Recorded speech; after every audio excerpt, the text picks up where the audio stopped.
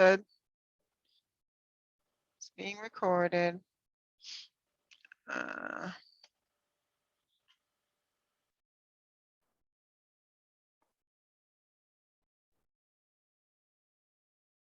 So I'm going to share my screen and then we can get started. It's now 4:03. Hey Steve, how's it going? Hello.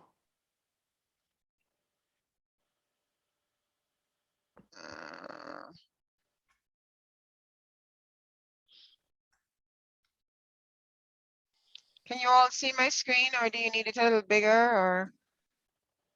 Looks good. Okay, so we're going to get started. This is our meeting April 12th. I'm waiting for a few people to get here. You all should have gotten the link to the meeting, and this is the agenda. So I'm calling the meeting to order at 4:04. And let's take a quick look at the agenda. Let me know if there's anything you'd like to add. So I will do comments, then we'll open it up for public comment, and then Dr. Stevens' comments. And then I thought we could present the information that was requested. We had several requests at the last meeting, and we have people queued up to present. I will introduce you after I've gone through the agenda. And then, of course, our focus is going to be looking at our budget reductions. We have some new thinking, and I believe one of the feedbacks, one of the items that were that we got from the last meeting was that there was a request for there to be like a link to what we had before and what has changed. So we've tried to do that in this slide deck, so people can readily identify the changes. And of course, you know, we then have we only have one more meeting before we'll do a straw poll, and then the final vote on May 24th. So the straw poll on May 10th and the final vote on May 24th. So any additions or any comments, anything to be added, or any additional comments that any other members may have? Anybody can see any hands up? I think Ruben stepped away for a minute, but he's going to be back. So I'd like to introduce you to some people that you may or may not know. We have Charlie Castillo from the Personnel Commission. So Charlie, if you want to just come off mute and kind of, I don't know how this is going to go. You can just say a few words. Hi. And then we also have Sam, who's going to our assistant soup of HR. So Charlie. Hi, thank you, Pauline. I'm the secretary to the commission, and I'm excited to, I know some of you, but I'm here to answer questions regarding the comp study. Okay. And Sam, you are, I can't see in my little screen, but Sam's also with us. So Sam, if you want to come off mute. Hello, Samantha Tobias Espinoza, Assistant Soup for HR, and I'm here to talk about the Alameda County Residency Program.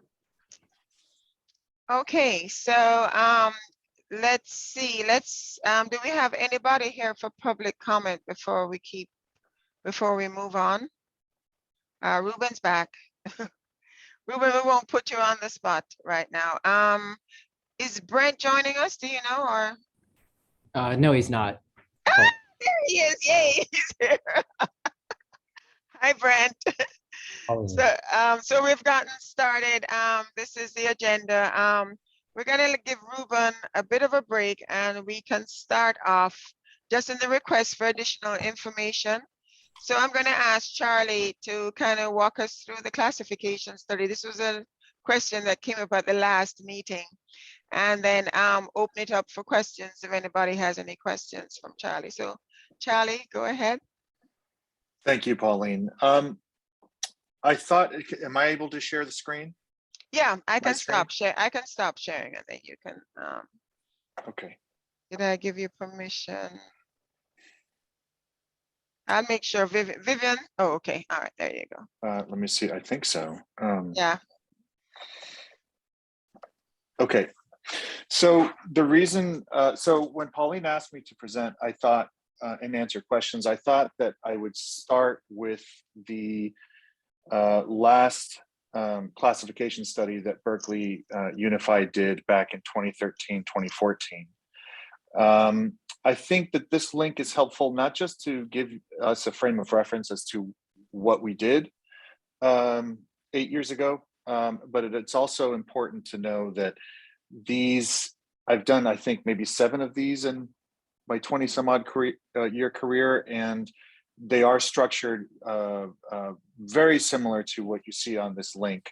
I won't spend an enormous amount of time on it, but I will just show you a few things. You'll note that there was a classification study committee. Obviously, these are done district-wide, and we are going to be working with some of our partners on getting the forms out and doing interviews. I think that, and I could send out this link afterwards, but because I didn't really anticipate what the questions might be, and we are really in the infancy stage of this, I haven't even received all the RFPs. Perhaps what I should do is just walk everyone through where I am right now with this. I put out an RFP, and I put it out to local Bay Area, and actually a couple in Southern California, only because they came very well recommended. But we've narrowed it down to 3, and they are local. I thought that was important for us to stay local. The second thing that I was looking for were study groups that actually had district experience. And right now, the ones that are still supposed to send us the RFP have a lot of district experience. As a matter of fact, one of them worked with Berkeley Unified back in, I want to say, 2006. I gave a deadline of April 30th. So I've already received one. I've worked with Pauline. She asked me to make this work with under the budget she gave me. And so far, we are going to stick to that. I have 2 more proposals that are supposed to come back. What I will say before I get questions is that ideally, these are done every 5 years at most. I mean, in a perfect world, you do them every 3 years, and there's a whole slew of reasons why. But the main reasons why is that you want to, as an employer, you want to stay competitive.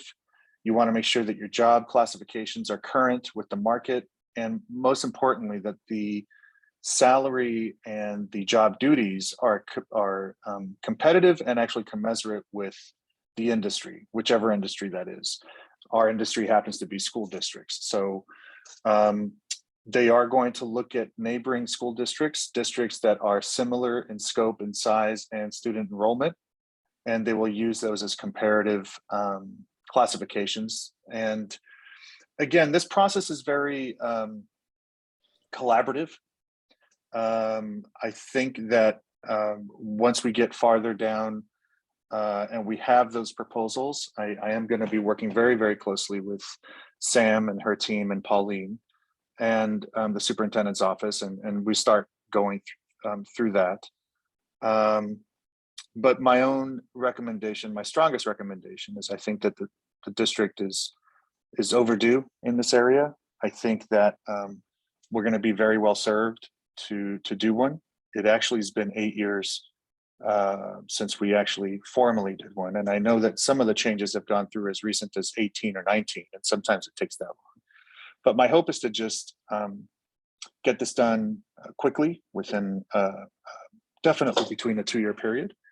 And there'll be more to come, but I can take any questions if you have any. And if I seem somewhat lethargic, as I got my booster shot yesterday because I'm going to Florida. It was my fourth one, and sometimes they hit you, sometimes they don't. But this one did. So, but I am alert enough to answer questions. Thanks. Okay, so does anybody have any questions, or anybody wants additional information? Okay, well, thanks, Charlie, and thanks for coming and talking to us about our classification study. Sorry. Oh, Hey, I have my I'm hand sorry, up. I couldn't Yeah, see I Steve. saw Sorry. Stephen. Yeah, sorry. Go ahead. Oh, and then I don't want Charlie to go to Yeah. sleep, so I want to ask him a question. So his brain- okay. I got just Diet Coke. curious, Charlie. So this is your plan. You'll get going on this. So this for the 22-23 school year, and you'll try to get going on it early in the 22-23 school year. Well, as soon as possible, but Stephen, I think the April 30th is the deadline I gave for the process for the proposals. I've received one. The proposal went out to 5, but I think I'll probably have 3. And I'll work with Pauline and superintendent's office and HR to see who we want to go with. And then normally the way this starts is there's an interview process with the administration and then in unions and then HR. So yeah, no, I hope to get this started. I hope late summer, maybe sooner. It's all depending upon availability and planning. But sooner rather than later is when I hope to get this going. Great. Okay. I have a quick question. What was the thanks? What was the budget? Excuse me. Approximately, what was the budget 8 years ago? Do you know? It was Ooh. 250K, right? Steve was on the committee. You would know more than I don't know. I wasn't. I've only been here since July. Right. I can look it up for you. So there's a cost of actually doing the study, and there's a cost of implementing. So there are actually 2 buckets, but I could look that up for you. Steve, I see you were on the committee the last time. Yeah, we so the committee was more around implementing, how to choose the vendor and implementing the process and stuff, and just keeping everybody in the loop. I don't know that they budgeted like advertised a budget for implementation last time. It was probably bigger, more impactful last time because it had been a longer period since the last one was done. So just to understand, so this is a study to sort of make sure that our pay is commensurate to what the current market is offering. And so implementation means you go to every single employee who's affected and say, hey, surprise, you get a raise, something like that. Is that what that happens? No, I wouldn't describe it that way. I think that a better, probably that, so the salary is one component. There's several components to the classification study. I think that they look at the organization as an organization, the structure, how it's structured. They look at the number of union employees. They look at everything. And again, that's why they try to pick school districts that are similar in size and scope and attendance.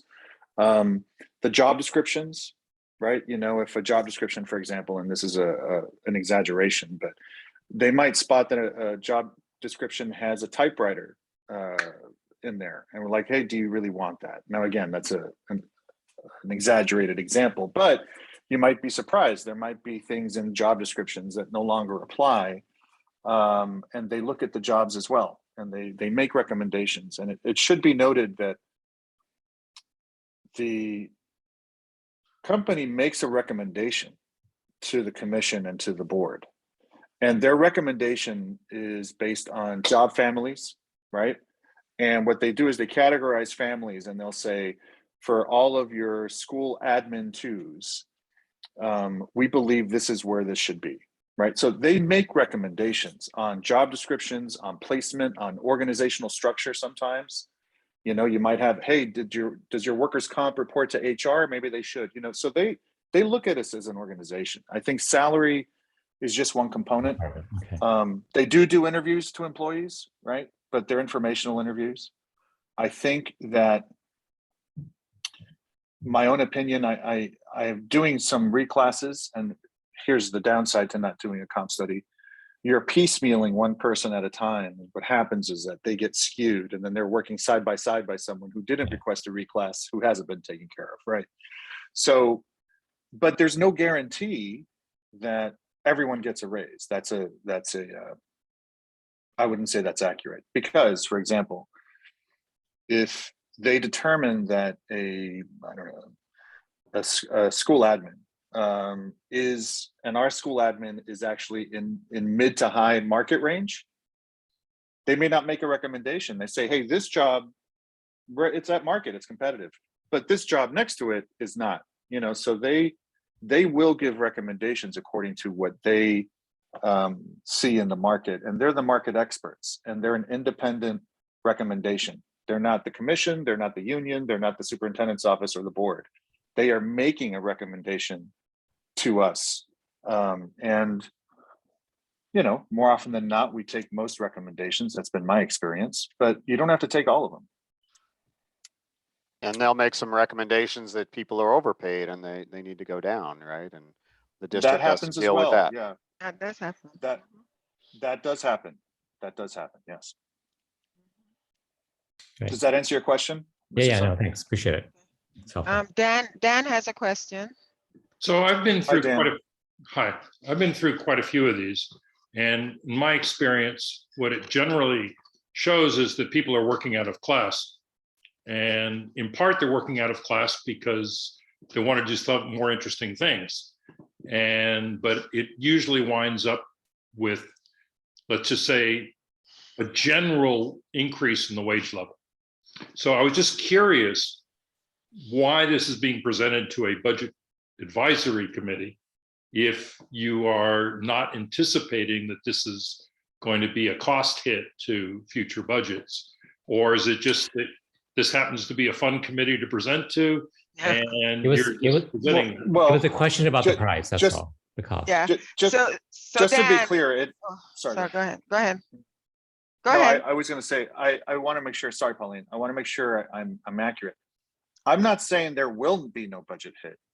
What I was trying to clarify is that it should not be assumed that everyone gets a pay raise. That's not. So there will be a cost, not only associated with the study, but there could be costs associated with potential increases if we want to take those jobs to market and be competitive. So there will be costs associated. It's just, I don't think it should be looked at as an all-in cost that every single employee may get one. They may or may not. I mean, it depends. There's CPI, there's COLA, there's a lot of things that we may not have factored in that catch up with us. So it's not an all or nothing. It's very gray. The recommendation will be made, and it will probably be something along the lines of some expenditure, but I couldn't tell you how much that would be right now.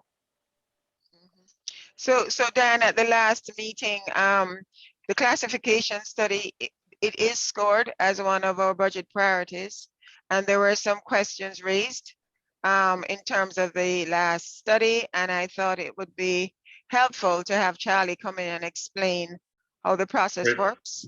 So Okay. we do have some costs associated with this that's scored in 22, 23, and 23, 24. So Charlie's just explaining what that is. So. Okay, great, thanks. Sure. Thank you. Any other questions for Charlie? So Charlie, thanks for attending our SBAC. You're welcome to stay. It's an exciting committee and we have lots of fun things to talk about. But just want to thank you for coming and explaining that. So thanks. No, thank you. And as much as I really enjoy those of you that I know, and I would love to under normal circumstances, I am not my best today. I think I might take a nap before the kids get home. But thank you all very much. And I'm always available for any questions if they should happen after the meeting. But thank you for inviting me. Thank you. Sure. Thanks, Charlie. All right. So So our other guest, we're going to try and get our guests to present early. So that will be Sam. And the rest of us are kind of hanging around for the rest of the meeting. So this also came up at our last meeting. Someone wanted a little bit, some more information on the Alameda County Residency Program. So I'm going to turn it over to Sam, who is our Assistant Soup of HR. I'm sure most of you here know Sam, but Sam, you are up. All right, thank you, Pauline. Sure. So we have been approached by Alameda County Office of Ed to join in an agreement between them and Alder Graduate School. And this agreement allows us to get 3 to 5 teacher residents who are basically pre-interns and help them to be, while they're getting their credentials, which we then get preference for them getting hired for future positions, as well as having 3 mentors within our system, 3 to 5 mentors who are teachers who have taught for over 3 years, have the credential in the same area and all of those pieces to help support these people. So basically it's a support structure for 3 brand new teachers is what we're looking to create. And we are looking at using funding from BARA, the recruitment and retention funds. There's a carryover in the 5% that is designated specifically for recruitment and retention that we're hoping to use towards this. And we will be taking that to P&O later this month, that plan. And the actual MOU with the County Office of Ed is going at the board meeting tomorrow night. So that's basically sort of the plan. It's 20,000 goes towards the resident, which is the pre-intern teacher, and 3,000 towards the mentor. I see Matt's hand up. Just to clarify, do we need to negotiate that if are they going to be in my unit? How does that work? So one of the agreements in the MOU is that they do not sub for anybody outside of the classroom that they're mentoring in. And so that's something that we can discuss, is how that impacts things, but they wouldn't be doing any other assignments other than that specific class that they're assigned to. But they are the teacher of record, correct? Only on when the mentor isn't there, but yes. Oh, okay. So I get you. Okay, great. I think that answers my question. Yeah. So they'd be like a student teacher? They're basically like a student teacher, but they're pre-student teacher. So they're getting their master's degree and their credential in the same year. They've all got to have their bachelor's degree ahead of time. But they get their master's degree and their credential within that year that they're working with us.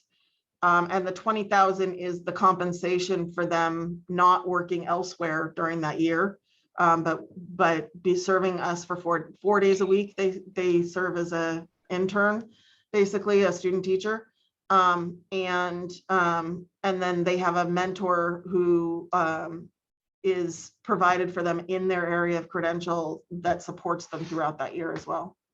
So it's like a fast track way to get your credential. Yes.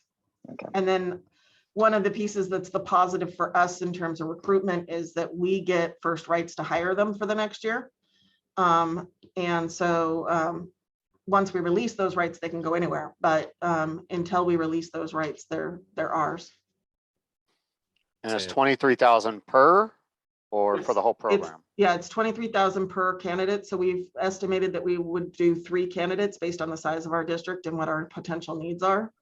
And we're looking at special ed teachers as our first priority. And then looking at also a single subject, possibly world languages for our 3rd candidate.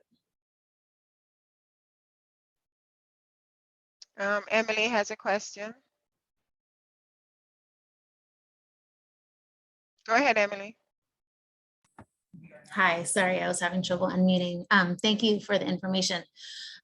Just logistically, so are they, the 23,000 that they receive, is that that's their salary? Like, they're not getting that on top of a salary, correct? Correct. It's the 20,000 that the resident gets.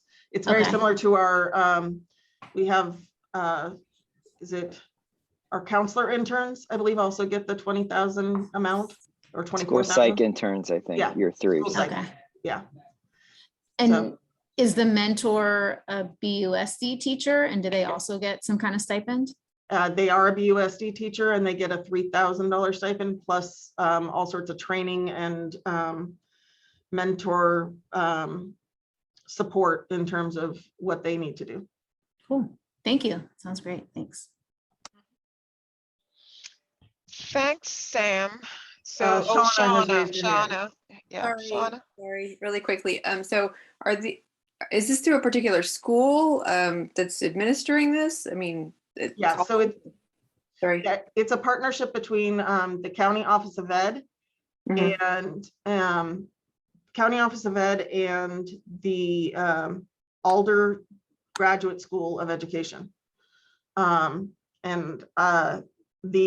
I said, the MOU will be on the is on the board agenda for tomorrow night to be approved with ACOE, and then we're sort of the third part of the triangle there.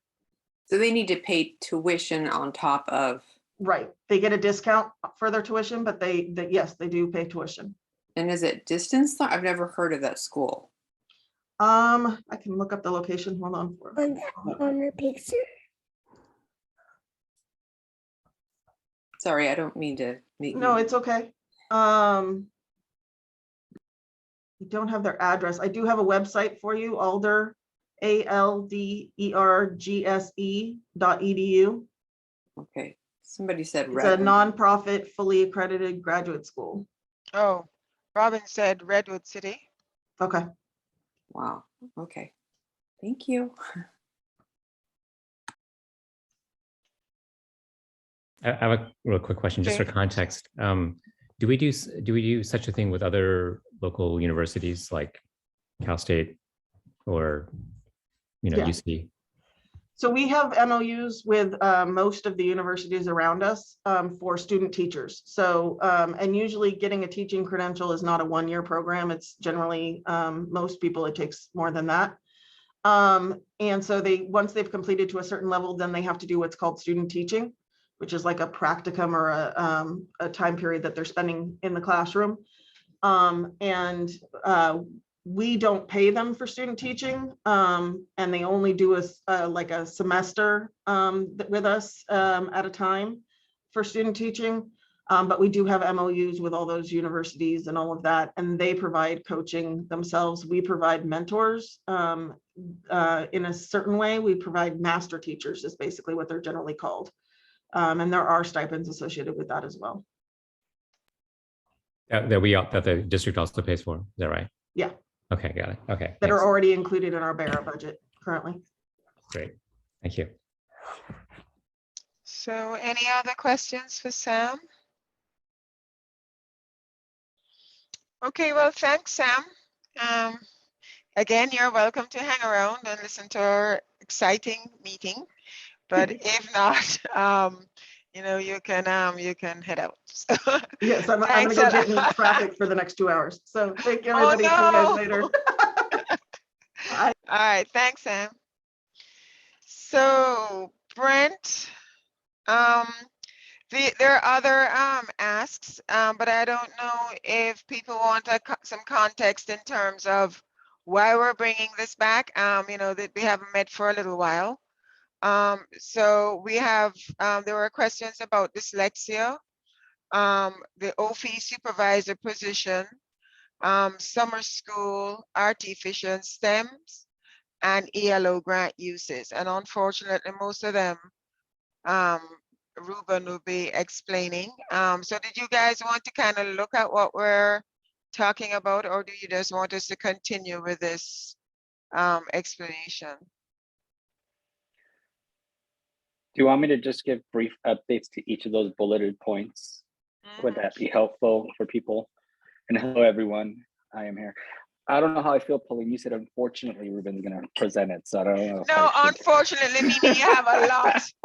You have a lot to present, and you have another meeting after this. So I was thinking no, about it's you, fine. Ruben. No, I appreciate that. But let me just go. I'll hit on these really quickly.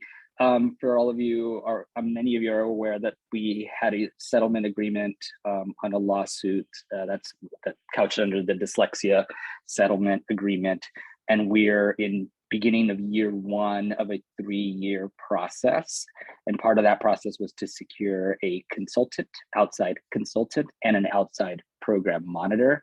And we've just, as of this week, finally came to an agreement with the plaintiffs on both the consultant and the monitor. So we will be bringing contracts to the board very soon, ideally by the next board meeting, for these two consultants and program monitors. One for the remainder of this school year, which is almost over, but really realistically for next school year. We've set aside at this point in the budget, when we look at the worksheet, you'll see that the set aside is $150,000 for next year out of the general fund to cover both the cost of the consultant and the program monitor, and all the subsequent costs associated with that. Everything from if we need release time for teachers that are working on the literacy action plan, and so on and so forth. Matt Meyer. Matt has a question on that. Yeah, I know that in past budgets, there's been set asides for this lawsuit. I'm wondering how the year to year works in terms of ongoing. Is this, let's call it 150 or whatever, is this in addition to what I think was set aside last year for this lawsuit, which I think was more on the part of the settlement side of it? Then I also am wondering for how many years, right? So is it a 2, 3, 5 year? And at some point, does that money disappear and become, money again undesignated in the general fund? They're really good questions. I know that the settlement agreement was a 3-year agreement. So by year 3, we will have met our requirements, which would mean we would no longer need a program monitor and consultant, ideally. Brent, do you have more information around the budget that was set aside this year versus, I mean, we set 150 for next year, but I know this year we did not exhaust the amount that was originally set aside. Yeah, I think you've got it right, Ruben. The two key sort of expense items in the settlement are the essentially the monitor and that expert consultant. We will have fulfilled those obligations at the end of the settlement term. That doesn't mean that we won't sort of incur more expenses related to early literacy supports, but they would just be folded into our typical budget building process. Mm-hmm. Is So that a response, Matt? So the set aside for this year, I think some of it was one time, I think, Right. to pay expenses, right? And then I wasn't sure, I guess I was asking how much of it was ongoing and whether that 150 is an increase to any amount that we foresaw as ongoing last year, or is there going to be unspent dollars that we thought was ongoing from this year that we didn't spend? I'm just looking for savings, Right. So Yeah. I can address the issue. So this year we increased the budget to 225,000, of which we've spent 100,000, but we've earmarked that 125 to be spent this year. So the additional amount in 22-23, that's an additional budget, if you will, for these other costs that Ruben has talked about. And then in the prior year, we kind of identified with its own DDF in the budget. So we can have an audit trail in terms of what we're spending and what we've already spent and what we think we're going to be spending. So I can do a cost analysis, but I think these additional costs that we have in the budget for next year, when we're doing the multi-year, we look at each bucket and determine how much of that is one time and how much of that is ongoing. So we reassess it every time we're doing the multi-year. So I know when we did the multi-year, I think it was a year ago, part of it was ongoing and part of it was one time. So we kind of monitor it closely just in terms of looking at the multi-year projection. Does that answer your question? Ma'am? Yeah, thank you. Enough. It answers it enough. All right. Let me go. So the next, to Sung, same topic. Yeah. Okay. That's okay. Maybe again, just for some context, is my take is I take it that this is to augment the curriculum with pedagogy. Is it going to be only focused for the kids who are identified as being dyslexic, or something that would be broader? No, so the literacy action plan has a couple different components, and the settlement did as well. One is a professional development plan, and that's for all our teachers, our early literacy teachers, and really how we approach reading instruction. Another layer is to examine our curriculum, our current curriculum. The settlement doesn't tell us we have to change our curriculum, but it does stress very importantly that we examine our curriculum based on current research, make sure we're up to date. And if that leads us to a shift in curriculum, then that would happen throughout the settlement at some point in this process. So it's essentially driving us to really focus our attention on early literacy instruction across the board. And it's not just geared towards special education, it is for all students. Thanks. Mm-hmm. So what I can do, I can put a spreadsheet in the shared folder of what we've spent. I see that we spent some in 2020, and then we were scheduled to spend some in 21, and we didn't spend as much, and we've scheduled to spend some in 22. So I can do a year-over-year analysis and just share that with everybody. Perfect. Okay. You want me to go to the next item I have, which was on the bulleted list, looks like OFI supervisor. So just to get people up to speed, I am bringing to the board tomorrow evening a job description for a director position, or repurposing of the vacant OFI director as the director of equity, achievement, and belonging.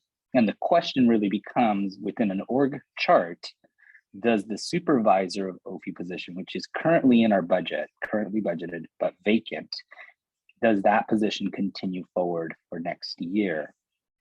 And I've heard feedback from this group, and I've heard different feedback in different stakeholder groups around that position specifically.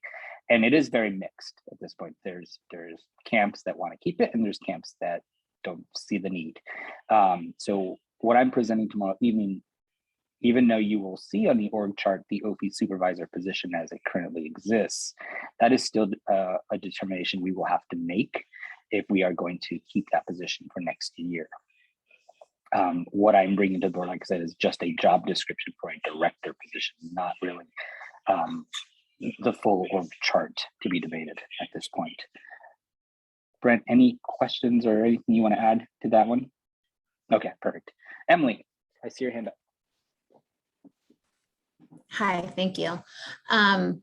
So I don't have all the knowledge around the different positions, and I don't want to take a ton of time, but I'm just wondering if you could give a brief description between the two, like what would be the impact be if you only had the director and not the supervisor, and what are the, those different roles? It's kind of hard to have a thought around it, but let me share my and if other screen. people already know this, like, I don't want to take too much time. Well, I think this is one of the slides that'll be shared tomorrow evening. This is sort of a mock-up of what this director of equity, which is at the top of this org chart, this is the new position, or a repurposed position, that this director of equity, achievement, and belonging would have sort of sitting under them. Currently, you can see there's the OFI supervisor.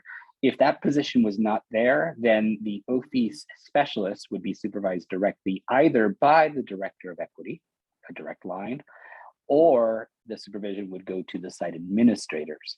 There are some centralized OFI specialists, so they would most likely still be supervised by the director directly. So that's the structure. So if this is eliminated, then it just closes that gap there, and you have the director doing that direct supervision of specialists in addition to these other positions. I want to show there, I have this other new position here, which is the CSACE coordinator. as part of our 2021 CSACE plan, there is a coordinator position that's going to be supporting the work of the CSACE plan. That's a total. That's also being presented tomorrow evening. So 2 different presentations. What is Matt Meyer. CSIS? You know, we have our special ed director. Oh, He's yes. going to help us. He is on here, and it is not a special ed plan, but he has the acronym down because he's going to remind me what that is. So comprehensive early intervention services is what it stands for, or comprehensive coordinated early intervention services. And we are disproportionately placing our Black African-American students into special education in Berkeley. And so what the California Department, actually it's a federal plan, but the feds and the California Department of Education require that 15% of the special education budget is taken and put into the CSACE plan. And then we need to develop strategies and activities to ensure that we're providing tiered instruction to prevent over-identification of our of this particular group of students. Other districts may have white students for another category like emotionally disturbed, or another district might have Latinx students for specific learning disability. But in our district, we're other health impaired, specific learning disability, and intellectual disability for Black African-American students into special education. And Emily, just the reason I have that position housed under this director and not directly under special education is because this plan is to keep kids out of special education before they ever get identified. So it's really geared towards this early intervention component. And I think that there's a misnomer because people connect it to special education because it's being helped developed in that space, but it's really a general education plan. Emily, oh, sorry. Emily also has a question in the chat when you're through. Oh, okay. Let me see. No, sorry. The African American Success Program Manager is a current position that exists. It is just housed under a different department currently. So that is just consolidating some people and moving some people around. Current position. Can I just clarify one more thing? Because I think this is a common misconception. The idea of this plan is not to keep all Black African-American children from getting special education services. The plan is to make sure that we fully ensure that those tiered interventions, like the good quality classroom instruction is happening, that there's stuff happening on the general education side of the house to ensure that we're not over-identifying. Matt, your hand is up. Yep, just a couple clarification questions.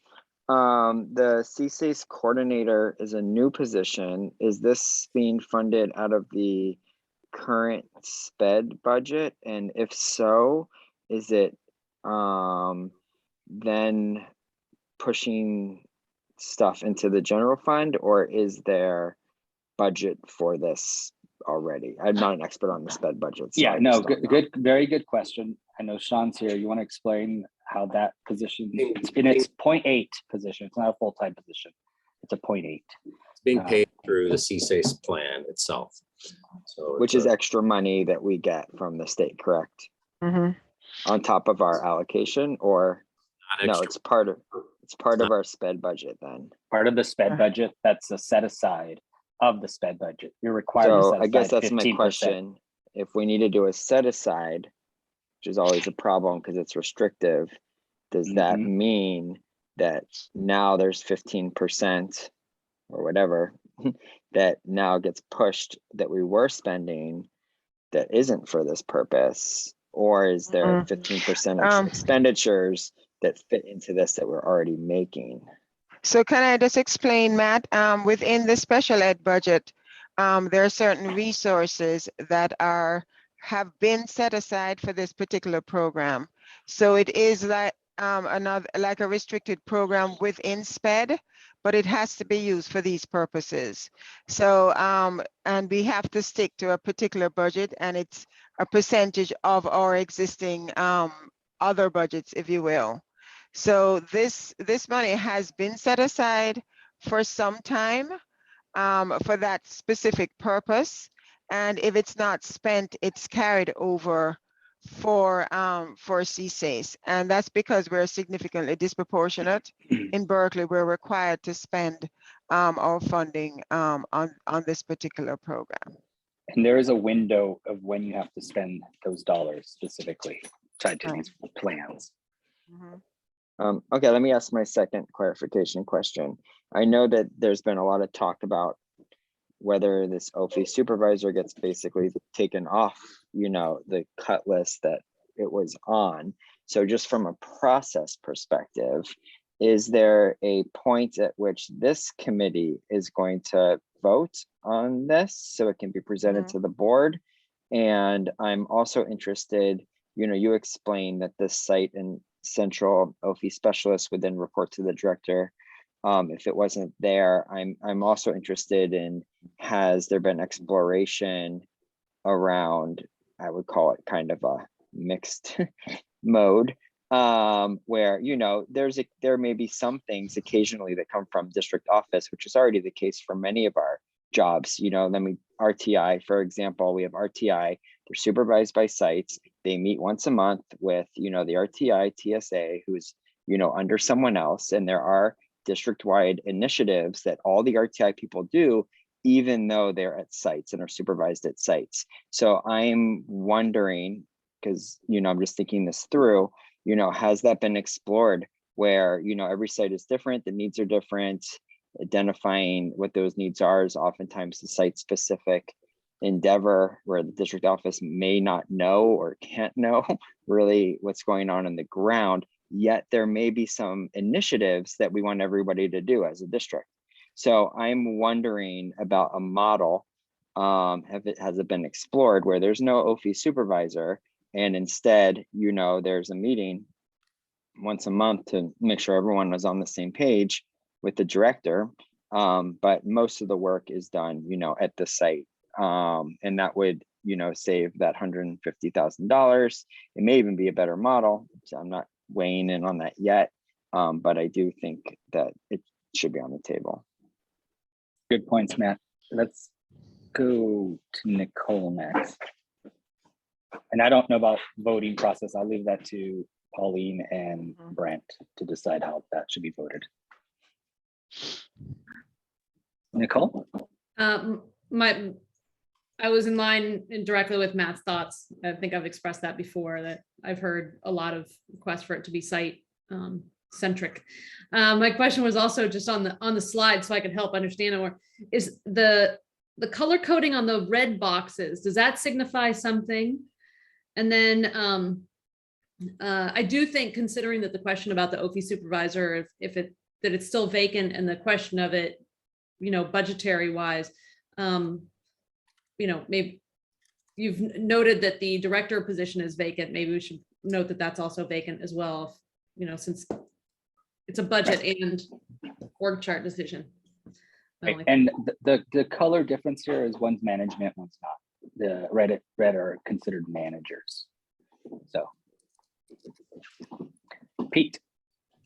Yeah, I just want to reiterate that Yuba, again, has advocated over and over that the OFI staff be site supervised. And I want to offer again that I have a family engagement and equity specialist that works for VAPA. Again, for those who don't know, VAPA operates almost like a school without a building, and we send our staff into the district. And I have an equity specialist that works, that I supervise, and that person is able to do to run programs and initiatives that are specific to my VAPA department. And what Yuba imagines, similar to what Matt has said, is that a site supervised OFI person would be able to react to the site's needs and create and operationalize programs that are specific to site needs. And right now, I think one of the issues is that Yuba feels that having a top-down centralized situation is not meeting site needs. That's the concern. Thank you. Thank you, Pete. All right, I am going to stop my share.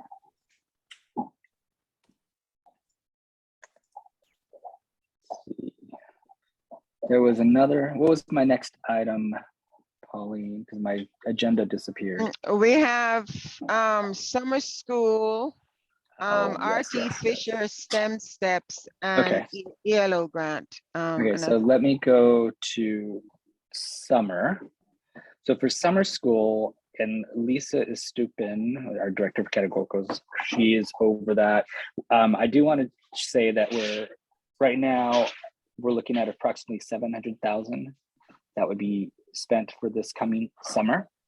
We did originally set aside 400,000 from, remind me, Pauline, which bucket was that 400,000 set aside? Was that ESSER 3 or was that, I forget which one it was, but we put aside money for this coming summer.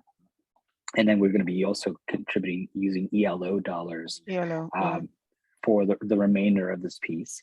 We're looking at 4 elementary sites, 1 middle, 1 high school site. There's going to be programming across the board, basically across the grade levels. And we have hired a coordinator to support this work, the planning aspect. Predominantly just the way the year has gone on, and our big pause that we had in January into February really set us behind in a lot of this work. So we are using a one-time pilot for a summer coordinator to support this programming, and all that will be covered within those ELO dollars. Any summer school specific questions that I might be able to answer? I have a quick question. What are, well, 2, I guess, what are ELO dollars? Expanded learning opportunity.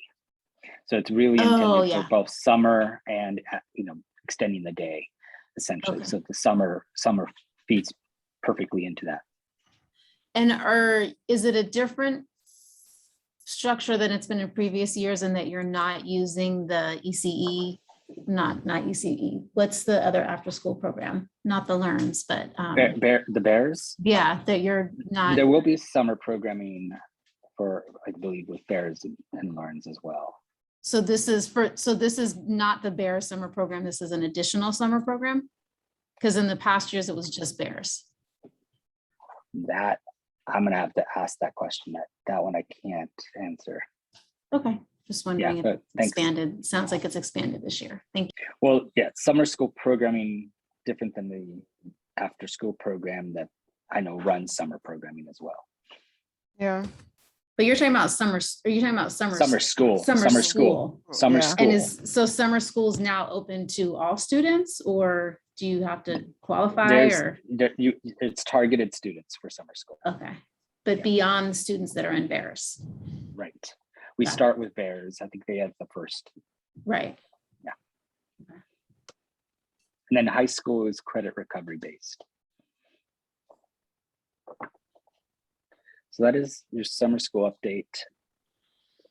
Let me see. Oh wait, Estella, I see a hand. Yeah, hi. So I'm just curious about this coordinator position for this expanded summer school. Was that, there wasn't a coordinator position before? It was coordinated how? Was it by Aaron and the Learns program? Or what was the? Right, Aaron held a lot of that work. He's still holding a significant amount, but we brought in specifically posted a coordinator as an opportunity. And I can name Marco, who is the principal at John Muir. He interviewed for and got the coordinator. It's a position that's above and beyond his current position. So it's not a full-time position, but then he will shift over into that for the summer. He'll be doing the coordination once school lets out to be fully. Right now, he's part of the planning group and he's helping with the hiring of summer school staff. So picking up that work. I see. And is he going to have additional administrative assistance for the program? That has sometimes been a little problematic when they start. Is it what is going to be the benefit for having this coordinator with expanded opportunities for management? So right now, the benefit to us is just making sure that we are getting all the logistics coordinated, getting the personnel hired. I know the postings have gone out for all the summer school positions. Okay. And it really, it's a response to, in some ways, the challenges we faced by pausing district level work for 6 weeks so we got very behind in that process. So we have to ramp up quickly to make sure we're ready to go for the summer. So that was an opportunity to put a little money towards that. And we will assess if is this something that works out well, then it's something we can consider for future years. But for now, it's really based on need. Okay, great. Thank you.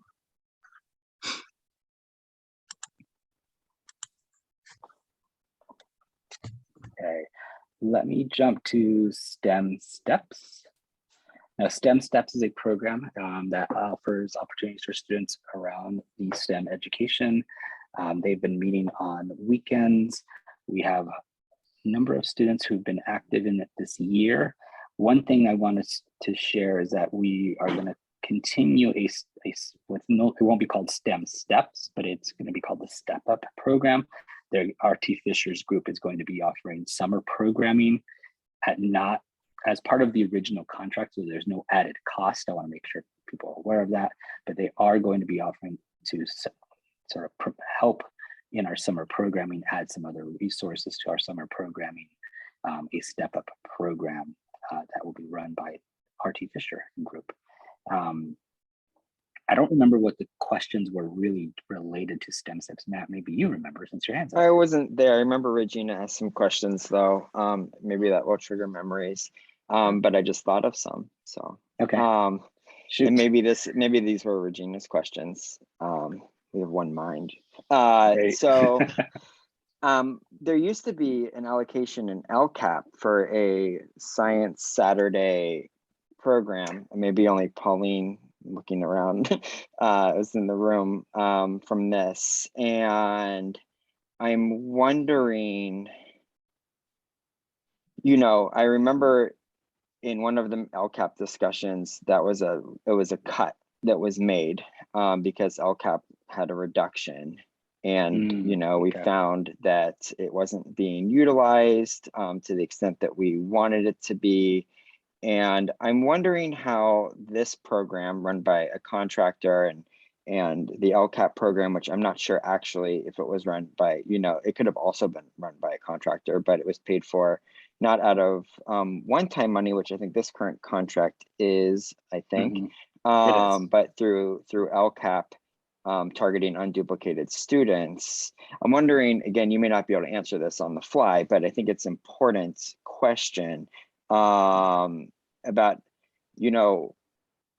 what's working about this program, if it's working. Do we have any numbers on attendance and versus the expenditure that it is? At some point, decisions will have to be made about how how do we keep this if we want to, and if we do, where does it get paid from?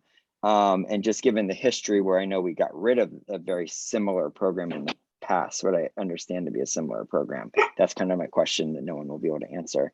So those are kind of my questions around it. It was my understanding, I don't see the numbers in front of me right now. It's a pretty big allocation of dollars, right? Like, isn't it in the hundreds of thousands of dollars?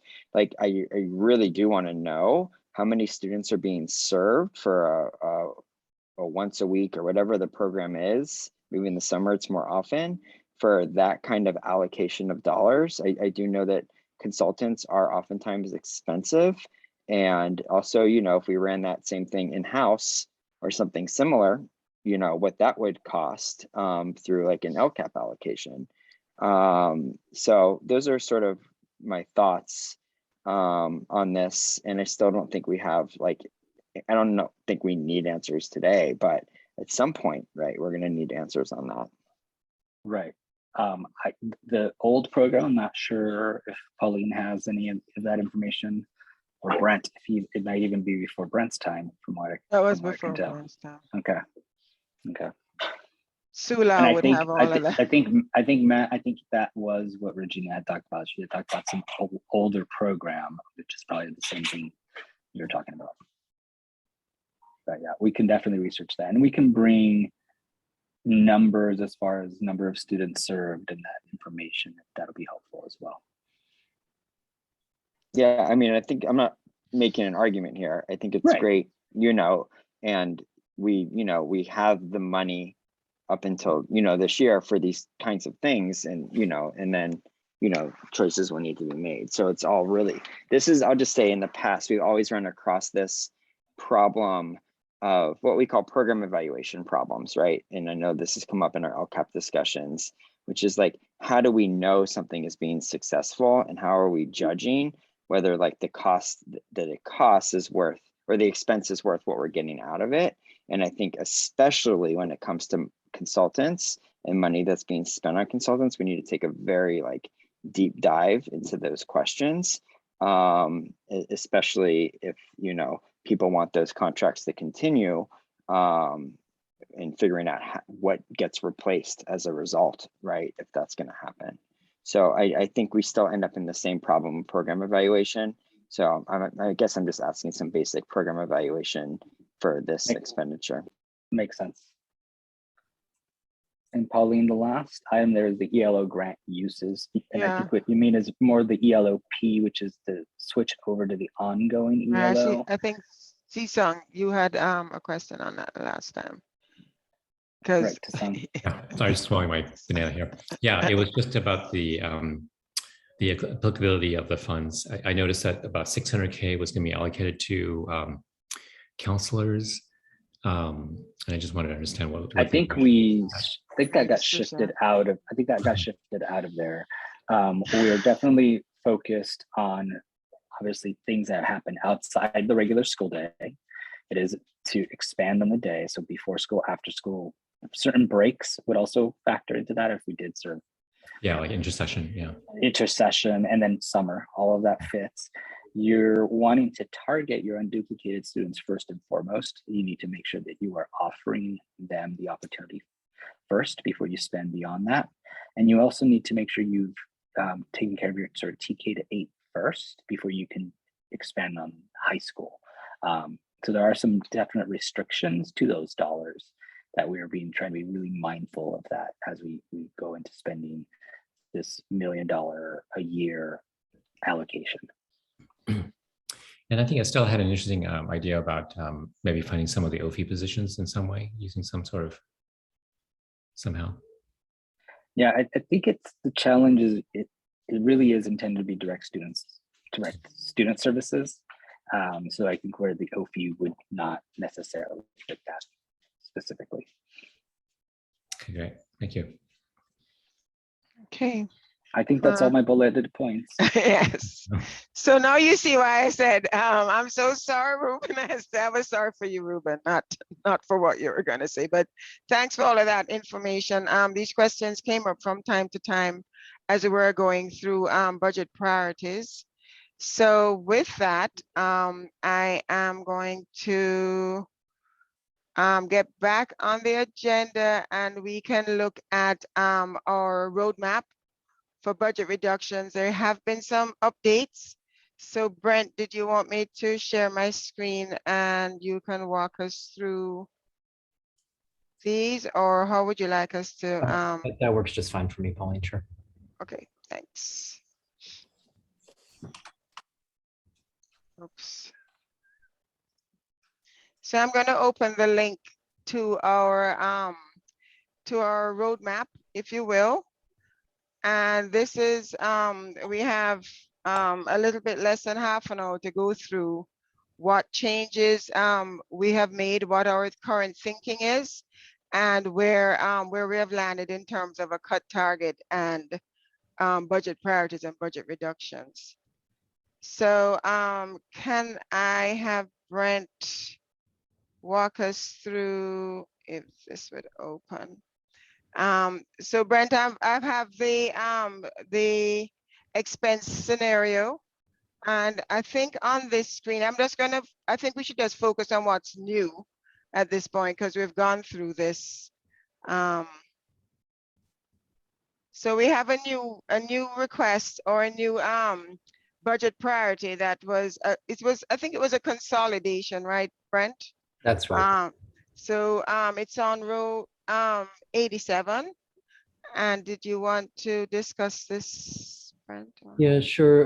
This particular idea, which of course, we'll seek feedback on from committees and ultimately requires the approval of the board, is to create a small budget so that board members can attend professional development opportunities, conferences like the California School Board Association. There's the California Latino School Board Association, and CASA, CAASA, is the California Association of African American School Administrators. There had been previously a budget for board member professional development, but that was cut several years ago, maybe back around 2018 or earlier. So this is a very modest set aside so that board members have the opportunity to sort of expand their own leadership skills through attending conferences. And that would be combined with these two previous lines, including a small amount of money so that board members can attend masters in governance training offered by the California School Board Association, and as well induction training for the board as we anticipate multiple new board members cycling onto the board in November. Okay, so the other area that we look at, and these others are, oh, Pause for a sorry. second. Matt, Go ahead. is that your hand up currently on this? Yeah, one? just a real quick question on this. I just wanted to say, I think this is really important. So just going to say that. But I want to, my thought on this is, why is this necessarily in the general ongoing budget? And given how small this is, wouldn't it be possible, to pay for this with, ending fund balance, carryover? There'll be carryover. We're talking about $20,000. I'm just curious why this is an ongoing, how we see this as like an ongoing general fund expense, as opposed to, a one-time expense, or maybe a one-time expense for a handful of years. I know we have, board elections coming up, and that makes sense that new board members and maybe ones that remain, are trained in this way. Mm-hmm. But do we see this as every year? And, just thinking about it in terms of how it's paid for. My own view, and of course the board will ultimately make this decision and will value the feedback of committees. My own view is that there should be some ongoing set aside for continual board professional development. It's a far more demanding role than it may appear. And sort of having a healthy board with well-informed board members is in the interest of the community. And so for a relatively small amount of money, to ensure that they themselves have learning opportunities outside of simply performing board member duties feels important to me. So for that reason, I'm thinking about it as an ongoing expense, but it could be an option to sort of fund it once and then pick it up year to year and sort of refund it through these conversations. Yeah, I mean, I'm not, I don't have a position. I was curious about your thinking. So yeah, thanks. that's my thinking. That. I see your hand up too. So I could see the value of this ongoing, as you're saying. I mean, there's some, as I said, I'm sure the job is a lot more demanding than it appears. It appears demanding, don't get me wrong. But considering that we are going to have so many new board members next year, and they're only going to come on board, they're only going to be effective, or, they're only going to get their feet wet starting in January. They have a lot to learn before maybe they should be attending this. I could see the value of this, but I would see it even more pushing it off a year into the next calendar year. Because they probably got to learn the job first before they, get the value of it. Yeah, that's exactly the idea, is that some of these expenses would sort of take effect in January of 23. They need to be budgeted though, in keeping with the fiscal year, which is the July to June sort of time period. Yeah, but that's what I was saying. I would see it more effective maybe starting July of 23. No? I would argue that as soon as they get in, they need to start experiencing that training. The first training, yeah, but the conferences and everything. Anyway, it's a small one, so. Yeah, training, the conferences take place in the spring, Nicole. So they would have the opportunity to start attending those conferences and learning from peers around the state pretty early in their tenure. It's a great question. Yeah. Yep. I get part of that. Thank you. Okay, so we're not going to spend a lot of time on this, on the other items on the sheet, but I'd like to turn your attention to the following sheet, where we have some new thinking. And again, I'll turn it over to Brent and the funding sources. So all of the sort of, new thinking is highlighted in yellow. There's a few things that we're sort of adding here to the second spreadsheet. I've been in ongoing conversations with Principal Regosa over at the high school about climate issues that are taking place at the high school. Some of them have been widely publicized in Berkeley side. So he and his team have come up with the idea of a potential vice principal for climate and wellness. That would be able to both launch new programs and better coordinate a number of functions right now that are difficult to coordinate with the current administrative staffing, including things like more consistent attendance reviews, hallway sweeps, coordination of counseling services. So he and I are sort of working privately with his team to sort of develop some thinking about this.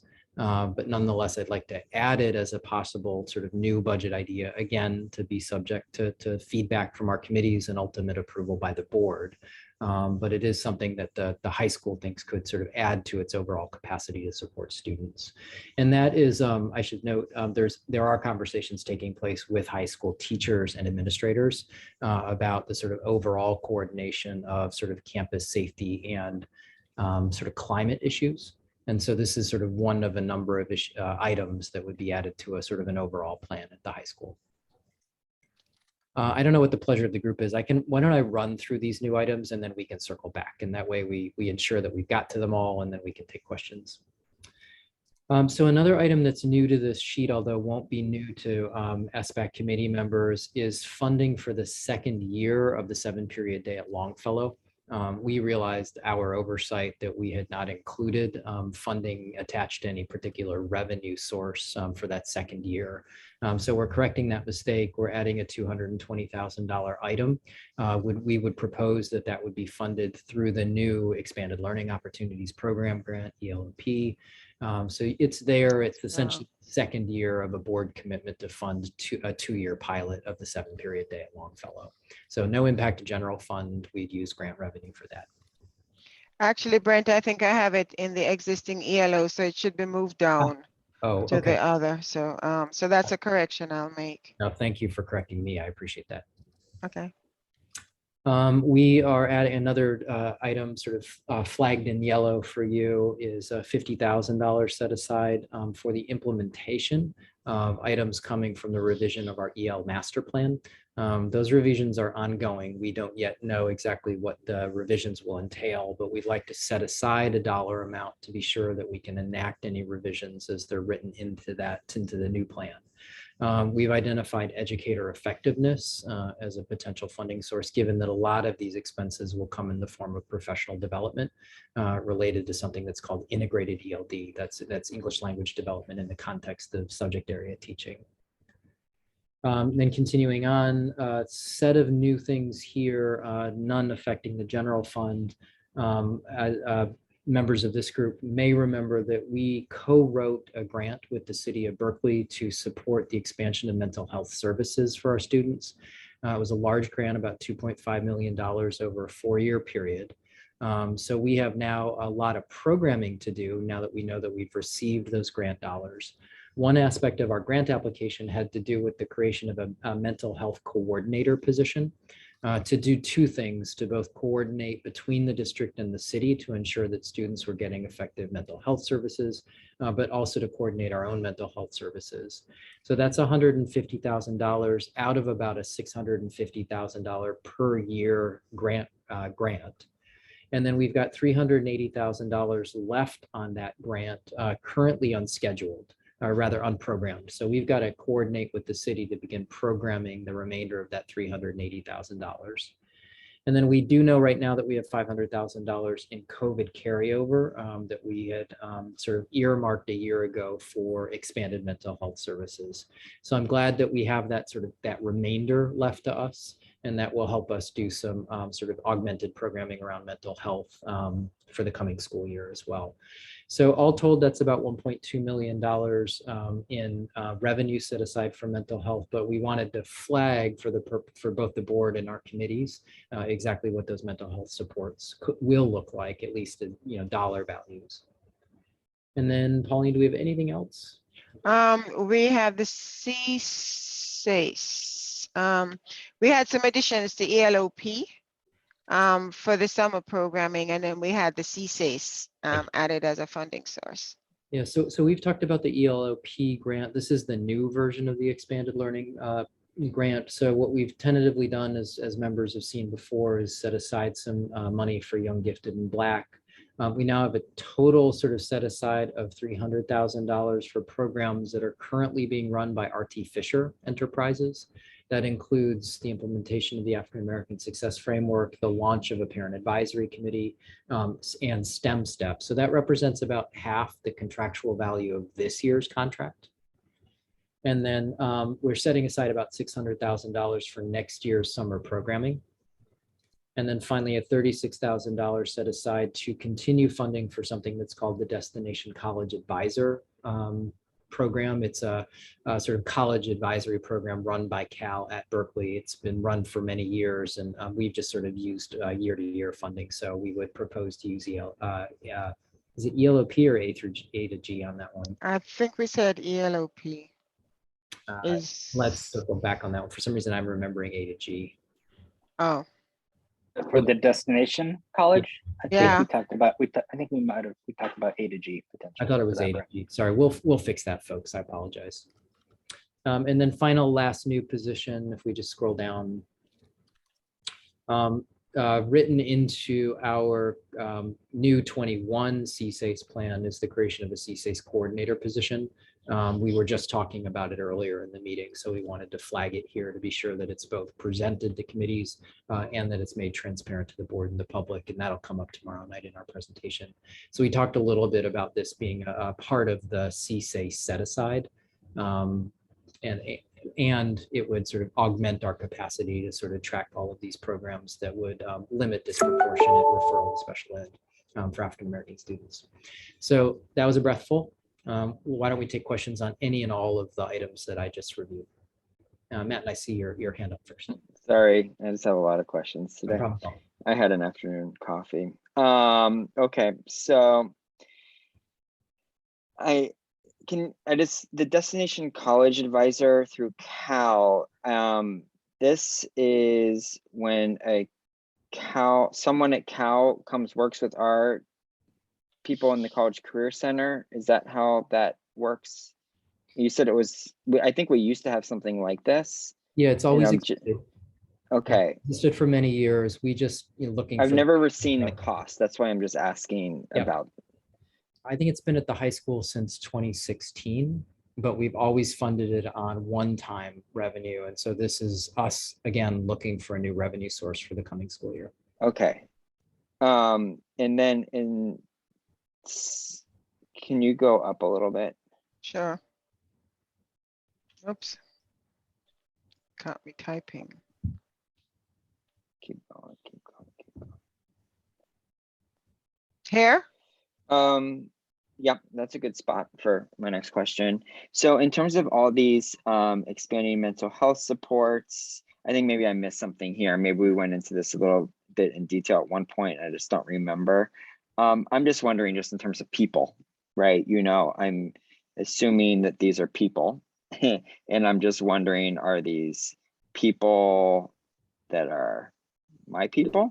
Or are these people that are consultants? Do we know, is the coordinator an administrator? What does this all mean exactly? Matt, I can probably answer some of that. Let me see. So what we know we have to hire is a coordinator. My assumption is that coordinator, the fact that it's coordinator, will be a manager position. Not sure which side of the house it'll be certificated or classified. That still needs to be determined. That job description still needs to be created. Sorry, go ahead, Sean. Are you talking about the CSACE coordinator, Ruben? No, I'm talking about the mental health grant through Philip Shelley. He was the lead person on this grant with the city of Berkeley. So right now there is a process. They're forming a steering committee that will do the planning aspect to determine this 380,000 roughly, how that's going to be utilized. So I couldn't tell you right now, Matt, how much of that equals people and which people. That still needs to be determined. Okay. Yep. Okay, I'll save my other questions for another meeting. No other questions on this spreadsheet? Oh, Emily had a question. Hi, sorry. I feel like I have a lot of questions today. Thanks for bearing with me. Okay, I have a couple, but the first two are very quick. With the COVID carryover, does that have to be spent by a certain, is there a time frame on that? I think we have actually another year to spend this Okay. funding. I'll double check. Okay, so that would mean the 500,000 needs to be spent in 22, 23, and specifically for mental health support? It's been identified by the board. The board requested, it was set aside by the board at one of our meetings to spend it on mental health supports. Okay. And for the grant with the city, is that ongoing or is that 1-2 year? How long is that grant? The new grant is for 4 years. It was 2.5 million over 4 years. Awesome. Okay. And then my last one is about the position at, I think at Berkeley High, the vice principal position. So I'm admit my biases that I'm a Berkeley High parent and I'm here because I'm on the Berkeley High Development Group. So I'm coming from that lens. So I just want to like woot woot and thank you so much for putting this possibility out there. It's come up almost every month at the development group meetings in terms of you know, community and wellness at Berkeley High. And I'm just wondering also from a parent's perspective too, is for that position, you mentioned attendance and monitoring the halls, but will you also be including community building and student activities? Is my other question. And my second is and you're probably already doing this, but I would implore you to include student voice in their creation of this position. You know, the students will, as you know, they tell us what they need. But I think we're seeing a lack of the community and school-wide activities for sure. And I'm sure, you know, having some additional adult support would really lift that. So, but mostly just thank you for putting that on there. I appreciate the feedback, Emily. So the process so far has been actually kind of private. I've just been soliciting ideas from Principal Regosa, and he's been working with a team of teachers. And so this is not widely known at this point, but it does need to come to the committee. And so at this point, you know, things will become a little bit more public. We'll begin to solicit more ideas, but ultimately we have to, you know, agree to fund this position. It would be just the sort of standard vice principal position, and then he can assign duties as is his prerogative as the high school principal.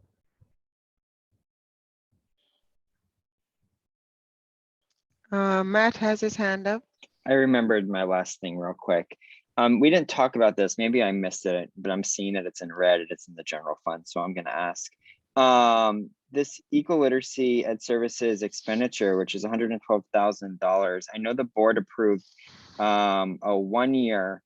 I think it was maybe 60, if I remember correctly, something. I know I just signed off on something around this. I'm wondering, is this an additional 112? And has it been, you know, board approved yet? It's just the link there. If you open that, oh, I can't do that from this. No, I know, but that link, it has the budget essentially the board approved when we approved the resolution. Click it again, Pauline. Click the image of the document. Oh There. yeah, all right. There you I go. forgot that. So Pauline learns. Okay, so it broke it down by what years and what's ongoing. So when that was approved, that first, you know, Resolution, amount, yep. that is this in 112 in addition to that first amount? No. So this was already approved in the board has already approved this for next year, and I can investigate later what part of this is ongoing and what isn't ongoing. So, right, when we presented it as part of that resolution, we presented a budget that also accounted for ongoing costs. So when they approved it, they approved sort of this picture of a budget. Okay, I'll check it out later. Thank you. Okay. So where was I? So right on. Yep. Any other questions? Oh yeah. Alexander has. This is Terry. Sorry, I'm on my Terry, kid's computer.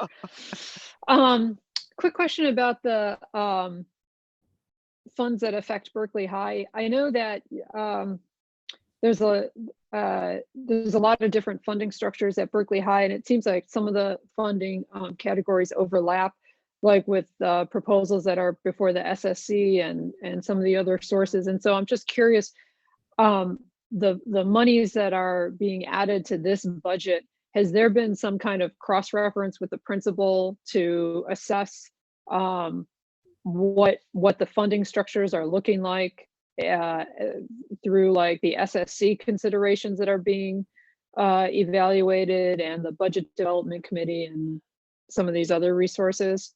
I'm just curious about how the pie pieces fit together. It's a good question, Terry. And I don't know that I can answer it completely. I do think that Principal Raygosa is, obviously sitting on the SSC. He's aware of PTA funding at the high school. This, as I was describing to Emily, is relatively private idea to date. Won't be after today's committee meeting, and I do encourage them to start thinking about what this would look like. And what I'd want to see, but I don't know that I can vouch that it's happening, is that Juan is thinking about braided funding. That he's really trying to piece together the components of these of the multiple funding sources in his own budget, including PTA, working with the school site council. And he has a relatively large amount of restorative restart grant money as well that expands his own sort of spending power for next year. All right, thank you. Yep. Shauna? Thank you. So I honestly I haven't kept track of how many vice principals we have right now, because we added a couple. Will the couple that we added, were those sort of like just the 1 year kind of deal and then they're going away and then we're adding on a new one, or how many vice principals are we going to end up with at Berkeley High School? Good question, Shauna. So we added 2 1-year vice principal positions specifically because of COVID. And they were tasked with COVID-related duties. Those, are the funding for those eclipses. This would add a permanent ongoing vice principal related to climate and wellness to the existing team, the pre-COVID team. Okay. I mean, this is new. Like most of our vice principals don't really have a title that's quite like that. So this is that is a relatively new idea, right? To actually call somebody a vice principal of climate and wellness. Yes. Yeah. Okay. Thanks. Yep. Good question, Shauna. Okay, so we're at 5:31. But I'll encourage, everybody has access to this spreadsheet. And Matt, to your question in terms of budget cuts. Oh, Matt's gone. Just so you know. Matt's gone. Oh, well, yeah. There you go. Well, for those of you who are still left, which looks like just staff and Nicole, thanks, Nicole. We do have budget cuts. That's the staff's thinking. And of course, we encourage SBAC to use the SBAC tab. So if we're thinking that we want to cut a position and you guys think we shouldn't cut it or vice versa, I encourage you to use this tab. And again, a question came up in terms of what we're cutting. It's the Y column. So for homework, you guys are welcome to start thinking about what's on this list. This is a list that we shared with you, that we also shared with ACOE. And then some of them we're actually putting on the cut list and some of them we're not. So I'll encourage SBAC to start focusing on this area in terms of budget reductions. And we did spend a lot of the meeting on budget priorities, but obviously we're going to solicit feedback in terms of budget reductions as well. So Shauna, do you have an additional question? Oops, sorry, got to take it out of my hand. Sorry, nope. Okay, so let's see, the next meeting, let's get back to the agenda, which I'm going to stop sharing my screen. So our next meeting is, and I have to go back to the agenda, which is in here. I know Emily put a couple questions on that last topic. I don't know is Emily even still here? Yes, Emily's still Emily, here. Does the new VP position, does it have to be a VP position, and could it be a classified position? That's the question. Yeah, the answer to that is that it depends on what you want the person to do. And so that's kind of the way it works in public ed. You know, you define the duties and then you have to sort of, you know, select the position that corresponds to it. So for example, if we wanted a person who could supervise anybody with a teaching certificate, then you have to have a certificated administrator. okay, so we will have our next meeting, and I just opened it, I just closed. I think it's the 26th, we said, right? So one more meeting for discussion, and then we have to kind of solidify where we are. So Brent, I was thinking at the next meeting, we can do breakouts and have people starting to think about budget reductions in terms of prioritizing budget reductions. And if there's any additional information that's needed in terms of what our thinking is in terms of our priorities, please feel free to email Brent, myself, Ruben, or Vivian. So we can keep the discussion moving. Nicole, you have a question? Yeah, on which sheet should I look for the current target? Actually, good question. So the first, the tab that is, hold on, let me get back to that. It's the second tab at the bottom of that sheet. It says SBAC scenarios, and then it has target. So at the bottom, this we kind of have in rows, and I'm not sharing my screen, but towards the bottom of that spreadsheet, that tab, the second tab in row 112 all the way down to 117, we have what our total expenses are, and this is just on the unrestricted general fund. And then we have how much we're getting from the multi-year, and then how much we have from budget reductions. So tab 2 at the bottom has a summary in terms of where we are with our current target.